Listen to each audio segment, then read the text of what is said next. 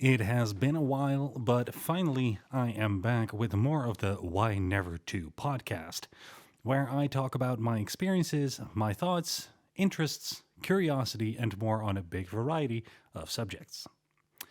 I hope you're doing well and that you enjoyed the previous podcasts too.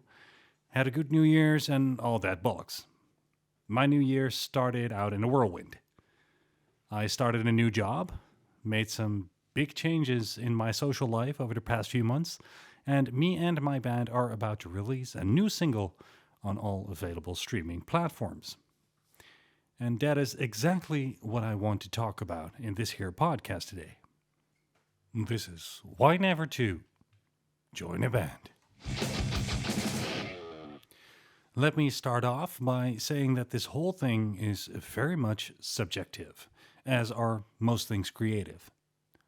The music industry is notoriously difficult, though, and literally everyone has an opinion on what is good and what is bad.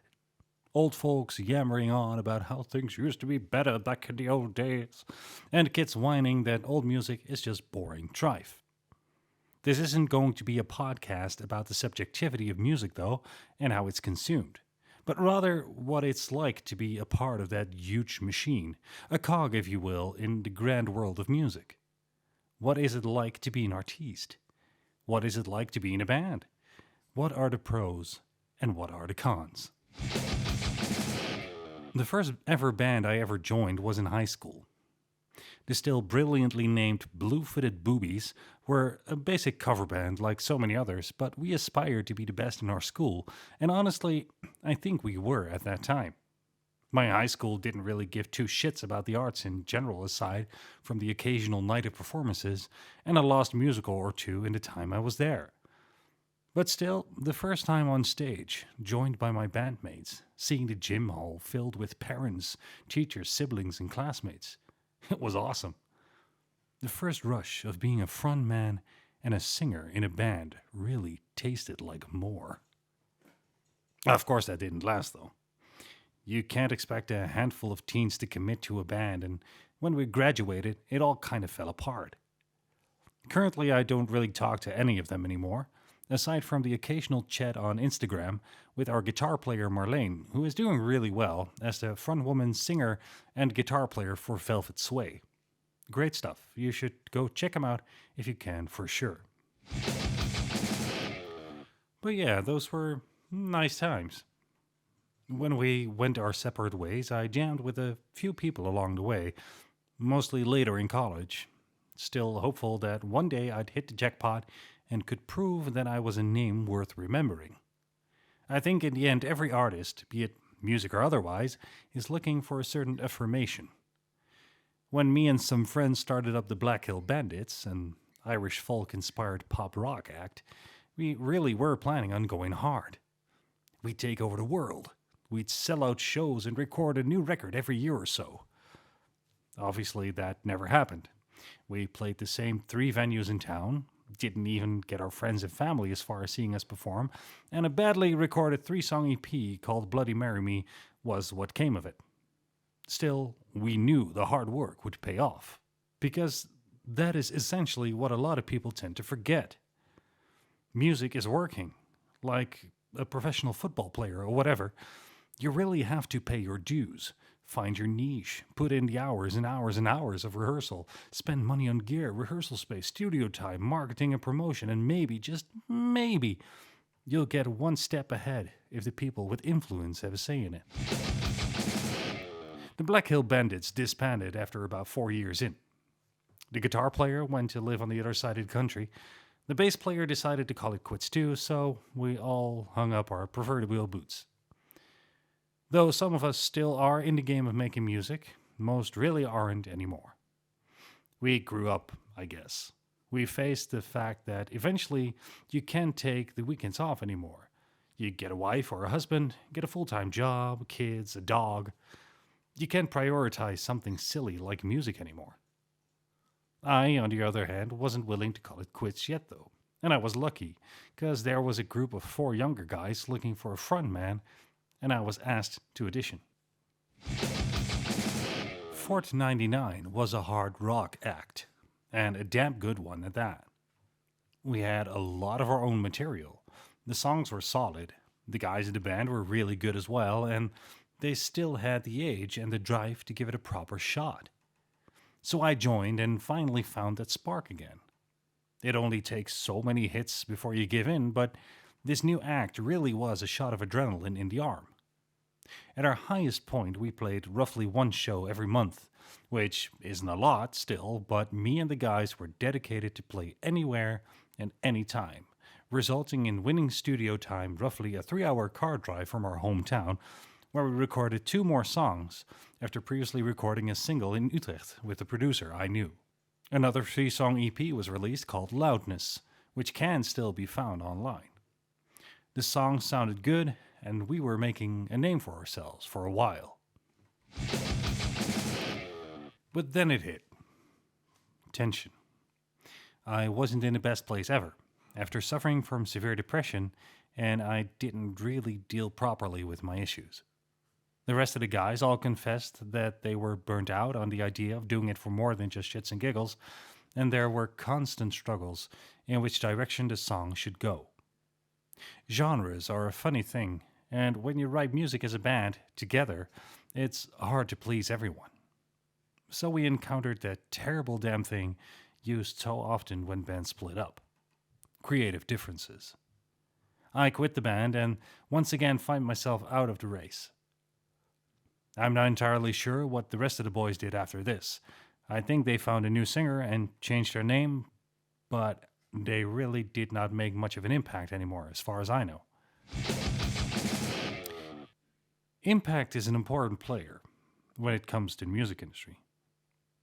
I talked about motivation and drive, something that has been pivotal in my music career up until that point. I did bookings, promotion, design, marketing, but the rest of the guys really couldn't be asked. None of the bands I was in really could be, to be perfectly frank. But that is what it takes. It takes so much energy and intrinsic motivation that it sometimes hurt. You have to push through all the disappointment, the resentment, entitlement, and ego, and keep focusing on that shining star on the horizon, or you'll wind up like so many acts before you, uninspired, lost, and written off. This brings us to current day. No, rewind that. March of 2020. I quit Fort 99 about 6 months prior and wasn't actively looking for a new thing. I sort of gave up on the whole music thing and focused on my newly started radio show, which I hoped would fare better. It never really did, but I digress. A friend of mine tagged me in a message on Facebook that the band Then Pearls was looking for a new vocalist. I heard their name previously, as they had been doing pretty well under their former guys after rehearsal. I shrugged it off at first, but I reckoned why not? I mean, what harm can it do, right? So I hit them up, and soon I was standing in William's living room during a pandemic, trying my best to impress with a few songs they asked me to study. We hit it off, and they say the rest is history. Currently, I am on vocals with extremely talented men at my side. Funny enough, I'm 35. I'm near the youngest, but I'm still amazed at how skilled they are, and I know that the songs we write are amazing. We wrote and recorded a live EP in the Mez, a local stage reserved for bigger artists. We recorded our first single, Miss Stardust, and we're currently waiting for the new single, Something Bad, to drop. Yeah, this is still the beginning. We are 2 years in, and partly due to the coronavirus interrupting our plans at every turn, we hardly have found the time and space to perform live and convince the general public how awesome we are. Our music can be defined as pop rock and is perfect for radio and live performances alike, so we just need that one big break still. I think when it comes to music and being in a band, it's about perseverance and pleasure to play. If you don't take it seriously, you're never going to succeed, no matter how the talent, charisma, or sound you have developed. If you're amazing and you play one hell of a live show, that's awesome, but you still have to enjoy it. No one wants to see some grumpy dude on stage pulling things out of his ass while clearly not wanting to be there. A band is more than just a group of people making music. It's a brotherhood, a pact, a bond between individuals that can ignite a flame that is higher than Mount friggin' Olympus. Add to that the networking you have to do. Get signed by bookers, labels, get spotted for radio, get selected for tours, and so on. Half of the work is people liking you and giving you a shot. In that sense, it's a very, very weird industry, held up by a handful of not so social influencers and stakeholders. But it also takes grit, perseverance, and determination. When things get rough, don't give up. When you're out of it, make sure you pull yourself back in, or make sure you have people doing it for you. When done right, being in a band is not just a hobby. I just celebrated my 35th birthday, and it's safe to say the chances of me making it big are slim to none for some reason. I guess record labels and radio jocks are just as bad in selecting who succeeds as the judges on The Voice of Holland. But still, minor celebrations. Low bar, low expectations, but give everything to reach those goals because before you know it, you're a group of old farts playing Hotel California at Bob and Janet's wedding anniversary. I hope my story inspired you a little bit. Don't let it discourage you. If anything, I hope it does the opposite. Take your dream to be a star seriously. It's not a pipe dream if you have the talent and put in the effort. But never underestimate that a grant don't come for free either. Blood, sweat, and tears are the only way to the top.